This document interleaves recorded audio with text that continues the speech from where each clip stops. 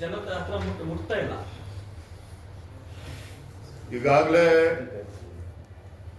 ಈ ಸರ್ಕಾರದ ವೈಫಲ್ಯಗಳ ಬಗ್ಗೆ ಜನಜಾಗೃತಿ ಮೂಡಿಸುವಂಥ ಕೆಲಸ ನಾವು ಮಾಡ್ತಾ ಇದ್ದೇವೆ. ಇನ್ನೂ ಹೆಚ್ಚು ಮಾಡಬೇಕು. ಆ ನಿಟ್ಟಿನಲ್ಲಿ ನಾವು ಅದನ್ನು ಯಾವ ರೀತಿ ಕಾರ್ಯೋನ್ಮುಖರಾಗಬೇಕು ಇದೆಲ್ಲದ್ರ ಬಗ್ಗೆ ನಾವು ಚರ್ಚೆ ಮಾಡಿ ಮಾಡಬೇಕಾಗಿರ್ತಕ್ಕಂಥ ಕರ್ತವ್ಯ ಕೂಡ ನಮ್ದಿದೆ. ಯಾಕಂದರೆ ವಿರೋಧ ಪಕ್ಷವಾಗಿ ಈ ನಾಲಾಯಕ ಕಾಂಗ್ರೆಸ್ ಸರ್ಕಾರ ಕಿವಿ ಹಿಡುವಂಥ ಕೆಲಸ ಆಗಬೇಕು. ಕೇವಲ ಪುಕ್ಷಟೆ ನುಡಿದಂತೆ ನಡೆಯುವ ಸರ್ಕಾರ ಅಂತ ಹೇಳಿಕೊಂಡು ಯಾವ ರೀತಿ ಭ್ರಷ್ಟಾಚಾರ ನಡೆಸ್ತಾ ಇದ್ದಾರೆ ಇದೆಲ್ಲದರ ಬಗ್ಗೆ ನಾನು ಕೂಡ ನಮ್ಮೆಲ್ಲ ಮುಖಂಡರಿಗೆ ರಾಜ್ಯ ಪ್ರವಾಸ ಮಾಡಿ ಜನರಲ್ಲಿ ಜಾಗೃತಿ ಮೂಡಿಸುವಂಥ ಕೆಲಸ ನಾವು ಬರೋದ್ರಿಂದ ಮಾಡಿರುತ್ತೇವೆ. ಅಬ್ಕಾರಿ ಇಲಾಖೆ ಬಗ್ಗೆ ಏನೋ ಒಂದು ಅಡಿಯೋದಕ್ಕಿತ್ತು ಭಾಳ ಒಳ್ಳೆಯ ಹೋರಾಟ ಮಾಡಿದೆ. ಅಧಿವೇಶನದಲ್ಲೂ ಹೋರಾಟ ಎಲ್ಲ ಮಾಡಿದೆ, ವಿರೋಧ ಪಕ್ಷವಾಗಿ ಒಳ್ಳೆಯ ಹೋರಾಟ ಮಾಡಿದೆ. ಆದರೆ ಈ ಮಹಿಳಾ ಮಕ್ಕಳ ಇಲಾಖೆ ಬಗ್ಗೆ ಅದರಲ್ಲಿರುವಂಥ ಹಗರಣಗಳ ಬಗ್ಗೆ ನೀವು ಕಾಂಪ್ರಮೈಸ್ ಆಗಿದ್ದೀರಿ ಅಂತ ವಿಶೇಷವಾಗಿ ನಿಮ್ಮ ಬಗ್ಗೆನೇ ಆರೋಪ ಇಲ್ಲ. ನಿಮ್ಮ ಫ್ಯಾಮಿಲಿ ಜೊತೆ ಒಳ್ಳೆಯ ಸಂಬಂಧ ಇರೋದ್ರಿಂದ ಯಾರ ಜೊತೆ ಫ್ಯಾಮಿಲಿ 4 ಯಾರು ಸ್ಪಷ್ಟವಾಗಿ ಹೇಳಿ ಲೈವಲ್ಲಿ ಇದ್ದೀವಿ. ಸಚಿವರು ಯಾವ ಸಚಿವರು? ಮಹಿಳಾ ಮಕ್ಕಳ ಇಲಾಖೆ ಸಚಿವರು. ನಮ್ಮ ಫ್ಯಾಮಿಲಿ ಜೊತೆ ಏನು ಸಂಬಂಧ ಇರಕ್ಕೆ ಸಾಧ್ಯ? ನಿಮ್ಮ ಜೊತೆ ನೋಡ್ರಿ, ಮೊದಲ ಬಾರಿ ಶಾಸಕನಾಗಿ ರಾಜ್ಯದ ಅಧ್ಯಕ್ಷನಾಗಿ ಮುಖ್ಯಮಂತ್ರಿಗಳ ವಿರುದ್ಧನೇ ತೊಡೆತಟ್ಟಿದ್ದೆ. ನಾನು ಬೆಂಗಳೂರಿಂದ ಮೈಸೂರು ಪಾದಯಾತ್ರೆ ಮಾಡಿದ್ದೇವೆ. ನಾನೊಬ್ಬ ರಾಜ್ಯದ ಹೇಳ್ತೀನಿ ಹೇಳಕ್ ಸರಿ, ನಾನು ರಾಜ್ಯದ ಅಧ್ಯಕ್ಷನಾಗಿ ಯಾವುದೇ ಒಂದು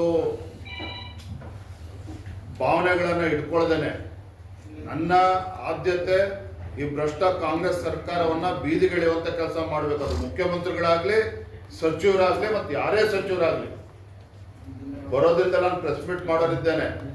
5,000 ಕೋಟಿ ಎಲ್ಲಿಗೆ ಹೋಗ್ತಾ ಇದೆ, ಯಾವ ರೀತಿ ದುರುಪಯೋಗ ಆಗ್ತಾ ಇದೆ, ಕೇಂದ್ರ ಸರ್ಕಾರಕ್ಕೆ ಕೆಲವು ಫೇಕ್ ಡಾಕ್ಯುಮೆಂಟ್ಸ್ಗಳನ್ನು ಕೂಡ ಕೊಟ್ಟು ಎಲ್ಲದ್ರ ಬಗ್ಗೆ ಚರ್ಚೆ ಮಾಡ್ತೇವೆ. ಯಾವುದೇ ಸಚಿವರ ಬಗ್ಗೆ ಆಗಲಿ ನಮಗೆ ಯಾವುದೇ ರೀತಿ ಪ್ರೀತಿಯೂ ಇಲ್ಲ, ಯಾವುದೇ ರೀತಿ ಮತ್ತೊಂದು ಯಾವುದೇ ಇಲ್ಲ. ಎಲ್ಲರನ್ನು ಕೂಡ ತಪ್ಪಿತಸ್ಥರಾಗಿದ್ದರೆ ಬೀದಿಗಿಳಿಯುವಂಥ ಕೆಲಸ ನಾವು ಮಾಡ್ತೇವೆ. 5,000 ಕೋಟಿ ಹಣಕಾಸು ಇಲಾಖೆಯಿಂದ ಕ್ಲಾರಿಫಿಕೇಶನ್ ಬರಬೇಕಾಗಿತ್ತು. ಆದರೆ ಈಗ ಕಳೆದ ಒಂದು 2 ವಾರದಲ್ಲಿ ಈ 10,000 TV ಟೆಂಡರ್ ಇಲ್ಲದೆ ಖರೀದಿ ಮಾಡಿರೋದು, ಆಮೇಲೆ ಮಕ್ಕಳ ಪೌಷ್ಟಿಕ ಆಹಾರದಲ್ಲಿ ಅಂಗನವಾಡಿ ಏನು ಹೋಗ್ತಾ ಇದೆ ಅದರಲ್ಲಿ ಹಗರಣ, ಬ್ಯಾನರ್ ಹಗರಣ, ಹೀಗೆ ಭಾಳ ಒಂದು 3-4 ಹಗರಣಗಳು ಚರ್ಚೆ ಆಗ್ತಾ ಇದೆ. ಆದರೆ ನಿಮ್ಮ ಪಾರ್ಟಿಯಿಂದ ನೀವಾಗಲಿ ನಿಮ್ಮ ಲೀಡರ್ಸ್ ಆಗಲಿ ಒಂದೇ ಒಂದು ಸ್ಟೇಟ್ಮೆಂಟು ಬಂದಿಲ್ಲ. ಏನು ಅರ್ಥ ಇದೆ ಹಿಂದೆ ಸರ್? ಅದಕ್ಕೆ ರಿಲೇಟೆಡ್ ಇನ್ನೊಂದು, ಅವ್ರ ಕ್ಷೇತ್ರದಲ್ಲಿ ಸಚಿವರ ಕ್ಷೇತ್ರದಲ್ಲಿ ಸುಮಾರು ಸಾವಿರಾರು ಮರಗಳನ್ನು ಕಡ್ದು ಹಾಕಿದ್ರು, ಒಬ್ರು ಮಾತಾಡ್ಲಿಲ್ಲ. ಬಿಜೆಪಿ ಅವರು ಪ್ರತಿಭಟನೆ ಮಾಡಿಲ್ಲ. ಬೆಳಗಾವಿಯಲ್ಲಿ ಬಿಜೆಪಿ ಆಯ್ತೋ ಇಲ್ಲ ಅನ್ನೋದು ಗೊತ್ತಿಲ್ಲ. ಬಂದಿಲ್ಲ ಯಾಕಂತ ಅಬಕಾರಿ ಸಚಿವರ ಬಗ್ಗೆ ಅಷ್ಟೊಂದು ಒಂದೇ ಒಂದು ಅಡಿ ಇಟ್ಕೊಂಡು ಹೊರಡ್ತಿರುವಾಗ ಒಂದನೇ ಸ್ಪಷ್ಟಪಡಿಸ್ತೇನೆ. ಏನು ಕೆಲವು ವಿಚಾರಗಳನ್ನು ತೆತ್ತಿದ್ದೀರಿ, ನಾನು ಅದನ್ನು ಗಂಭೀರವಾಗಿ ತೆಗೆದುಕೊಳ್ತೇವೆ. ಆದರೆ ಏನೋ ನಮ್ಮ ಕುಟುಂಬ ಜೊತೆ ಏನೋ ಅನ್ಯೋನ್ಯವಾಗಿ ಅವ್ಯಾವ ಕೂಡ ತಲೆಯನ್ನು ತೆಗೆದಾಕ ಅದ್ರ ಪ್ರಶ್ನೆನೇ ಇಲ್ಲ. ನಾನೇ ಅದನ್ನ ನೇತೃತ್ವ ವಹಿಸ್ತೇನೆ. ನಮ್ಮ ಮುಖಂಡರು ಕೂಡ ಅದ್ರ ಬಗ್ಗೆ ಬಹುತೇಕ ಪತ್ರಿಕೆಗಳು ಆಲ್ ಎಡಿಷನ್ ಫ್ರಂಟ್ ಪೇಜ್ ಹಾಕಿದ್ದಾರೆ. ಗಂಭೀರ ತೆಗೆದುಕೊಳ್ತೇವೆ. ನಿಮ್ಮ ಗಮನಕ್ಕೆ ಬಂದಿರಬೇಕು. ಆದರೆ ನಿಮ್ಮ ಪ್ರತಿಕ್ರಿಯೆ ಇಲ್ಲ ನಿಮ್ಮ ಪಾರ್ಟಿಯಿಂದ. ಹೇಳಿ ಸರ್. ಈಗ ರಾಜ್ಯ ಸರ್ಕಾರದ ಹಸ್ತಕ್ಷೇಪ ಮಾಡ್ತಾ ಇದ್ದಾರೆ. ಇದರಿಂದ ಕೆಲವು ರಾಜೀನಾಮೆ ಮುಂದಾಗಿರುವಂಥದ್ದು ಇದ್ರ ಬಗ್ಗೆ ನೋಡ್ರಿ, ದಿನಕ್ಕೊಂದು ಹೇಳಿಕೆನ ನೀಡ್ತಾ ಇರ್ತಾರೆ. DK ಶಿವಕುಮಾರ್ ಅವರೇ ಹೇಳಿದ್ದಾರೆ, ನಮ್ಮ ಪಕ್ಷದ ಹೈಕಮಾಂಡ್ ಅಪ್ಪ ಅವ್ರು ಏನು ಹೇಳ್ತಾರೆ ಕೇಳ್ಕೊಂಡು ಹೋಗ್ತೇವೆ ಅನ್ನೋ ಮಾತನ್ನು ಕೂಡ ಹೇಳಿದ್ದಾರೆ. ಅವ್ರೇನು ಹೇಳ್ತಾರೆ ಅದಕ್ಕೆ ನಾವು ಎಲ್ಲರಿಗೂ ಕೂಡ ಪ್ರತಿಕ್ರಿಯೆ ನೀಡೋದಕ್ಕೆ ಸಾಧ್ಯ ಇಲ್ಲ. ಆದರೆ ಮುಖ್ಯಮಂತ್ರಿಗಳು ಎಲ್ಲೋ ಒಂದು ಕಡೆ ತಮ್ಮ ಕುರ್ಚಿಯನ್ನು ಉಳಿಸ್ಕೊಳ್ತಕ್ಕಂಥ ಸಲುವಾಗಿ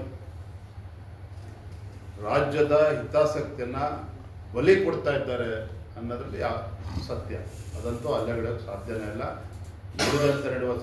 ನುಡಿದಂತೆ ನಡೆಯುವ ಸರ್ಕಾರ ಅಂತೇಳಿ ಈ ರಾಜ್ಯದ ಗೌರವವನ್ನು ಕೂಡ ಹಾಳು ಮಾಡ್ತಾ ಇದ್ದಾರೆ. ರಾಜ್ಯದಲ್ಲಿ ಇವತ್ತು ಅಭಿವೃದ್ಧಿ ಅಂತಕ್ಕಂಥದ್ದು ಏನೂ ಕೂಡ ನಡೀತಾ ಇಲ್ಲ. ಉದ್ಯೋಗಗಳು ಸೃಷ್ಟಿ ಮಾಡೋದ್ರಲ್ಲಿ ಸಂಪೂರ್ಣ ವಿಫಲ ಆಗಿದೆ. ಯುವಕರ ಬಗ್ಗೆ ಇವತ್ತು ಯುವಕರಿಗೆ ಒಂದು ಉದ್ಯೋಗ ಕೊಡ್ತಕ್ಕಂಥದ್ದು ಕೂಡ ಸಂಪೂರ್ಣ ವಿಫಲ ಆಗಿದೆ. ಎಲ್ಲ ಸಮುದಾಯಕ್ಕೂ ಕೂಡ ಅನ್ಯಾಯ ಮಾಡ್ತಾ ಇದ್ದಾರೆ. ಅದ್ರ ಬಗ್ಗೆ ನಾವು ಗಮನಿಸಬೇಕಾಗಿದೆ. ಶಾಸಕರು ವಿದೇಶ ಪ್ರವಾಸ ಕೊಟ್ಟಿದ್ದಾರೆ. ಕಾಂಗ್ರೆಸ್ ಶಾಸಕರು ಬಜೆಟ್ ಅಧಿವೇಶನ ಸಂದರ್ಭದಲ್ಲಿ ಅದರಲ್ಲೂ ಸಿಎಂ ಮಾಡದ ಸಚಿವರೇ ಶಾಸಕರೇ ಹೆಚ್ಚು ಹೊರಟಿದ್ದಾರೆ ಅಂತ ಮಾಹಿತಿ ಇದೆ.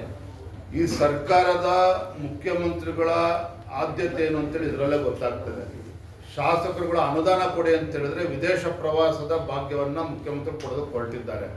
ನಿನ್ನೆ ಮುಖ್ಯಮಂತ್ರಿ ಏನು ಹೇಳಿದ್ದಾರೆ, ಅದು ನಾವ್ಯಾವುದು ಸರ್ಕಾರದಿಂದ ಕೊಡ್ತಾ ಇಲ್ಲ, ಹಣ ಅವರೇ ಸ್ವಂತ ಖರ್ಚು ಮೇಲೆ ಹೋಗ್ತಾ ಇದ್ದಾರೆ ಅಂತೇಳಿ. ಹಾಗಾಗಿ ಇವೆಲ್ಲವೂ ಕೂಡ ಅಂದರೆ ನಾನು ಅದೇ ಹೇಳಿದಲ್ಲ, ಸರ್ಕಾರದ ಪ್ರಿಯಾರಿಟೀಸ್ ಏನು, ಆದ್ಯತೆ ಏನು ಅಂತೇಳಿ ಇದರಲ್ಲೇ ಗೊತ್ತಾಗ್ತದೆ. ಮುಖ್ಯಮಂತ್ರಿಗಳು ತಮ್ಮ ಕುರ್ಚಿಯನ್ನು ಉಳಿಸ್ಕೊಳ್ಳೋ ಸಲುವಾಗಿ ಇವತ್ತು ವಿದೇಶ ಪ್ರವಾಸ ಕಳಿಸೋಕ್ಕೆ ಪ್ರಾರಂಭ ಮಾಡಿದ್ದಾರೆ. ರೆಸಾರ್ಟ್